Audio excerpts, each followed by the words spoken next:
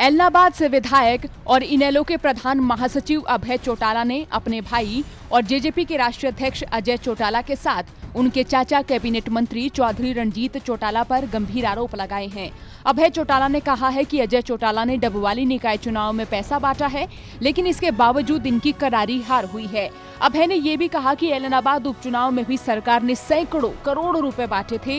इसके साथ ही अभय चौटाला बोले कि मेरे चाचा कैबिनेट मंत्री रणजीत चौटाला ने भी निकाय चुनाव में पैसे बांटे हैं और राज्यसभा चुनाव में भी कुछ विधायकों ने पैसे लेकर वोट दिया है, जिसका खुलासा वे विधानसभा के मॉनसून सत्र के दौरान करेंगे।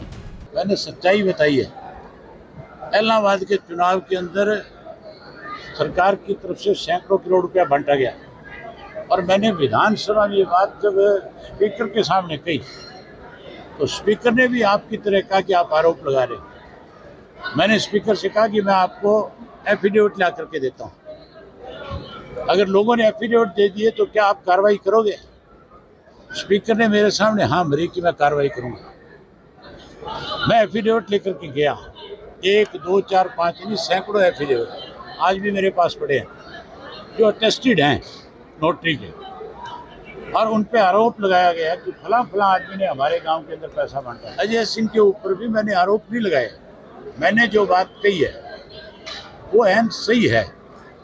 वहाँ पैसा बंटा है और वहाँ पैसा बंटने के बाद इनकी जब करारी हार हुई तो जिन लोगों को इन्होंने पैसा दिया बांटने के लिए, इन्होंने उनको बुला करके ये बात कही है कि भाई पैसा दिया था, हमारा कैंडिडेट हार क्यों गया, हमारा पैसा वापस करो या बताओ वो पैसा गया था। इस बात को लेकर के विवाद है तो डवाड़ी जा पता कर जा करके अपने आप लोग ही क्लियर कर देंगे इस बात को। राज्यसभा मैं किसी पे गलत आरोप नहीं लगाता। मैं हमेशा खुल करके जो सही बात है उसको खुल करके लोगों के सामने रखता हूँ। चौधरी रणजीत सिंह ने भी पैसा बांटा, अगर वो इस बात का खंडन करेंगे कि मैंने पैसा नहीं बांटा तो मैं उस आदमी को ला करके खड़ा कर दूंगा जिससे पैसा लिया गया चुनाव के समय में, और जिससे जो लेकर के आया वो बता देगा कि इस आदमी ने मेरे से आकर के रणजीत सिंह जी के फोन पे पैसा लेकर के गया। सर आरोप नहीं लगाता मैं किसी। तो वहीं अभय चौटाला ने अग्निपथ योजना को लेकर भी रणनीति बनाई है। सुनिए वे क्या बोले।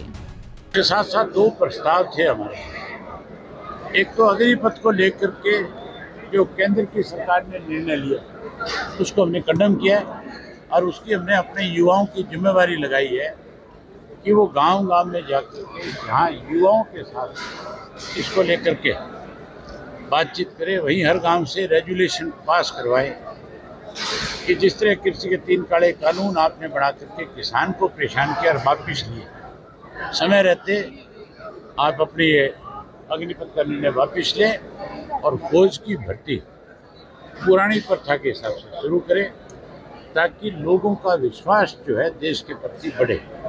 आप युवाओं का भरोसा देश के प्रति खत्म करने के बजाय मजबूत करने का काम करें। एक जीएसटी को लेकर के जो इन्होंने पिछले दिनों एक मीटिंग करी चंडीगढ़ के अंदर, पंचकुला के अंदर, जिसमें आम आदमी की जो जरूरत की चीज़ें हैं, कोई खाद्यान्न पदार्थ है, कोई किसान के खेत में काम आने वाला संज है जिस पे जीएसटी बढ़ाई है, वो वापस ले, और हमने उसकी निंदा करी है कि निर्णय गलत है, इसको वापस लेना चाहिए। अभय चौटाला का कहना है कि वे किसी पर आरोप नहीं लगाते बल्कि लोगों के सामने सच्चाई रखते हैं।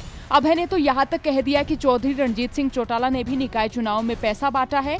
अगर वे इस बात का खंडन करते हैं तो वे उस आदमी को लेकर खड़ा कर देंगे जिससे पैसा लिया गया है। तो वहीं राज्यसभा चुनाव में रुपए लेकर वोट डालने के मामले में चौटाला ने कहा कि वे उन लोगों के नाम मॉनसून सत्र में बताएंगे जिन्होंने पैसा लेकर वोट डाला है। अब देखना होगा कि अभय चौटाला के इस बयान से सियासी गलियारे में एक बार फिर से किस तरह से हलचल तेज होगी। हरियाणा तक के लिए खबर भेजी सिरसा से संवाददाता बलजीत सिंह ने। चौकर तक की खबरों के लिए बने रहिए हरियाणा तक के साथ।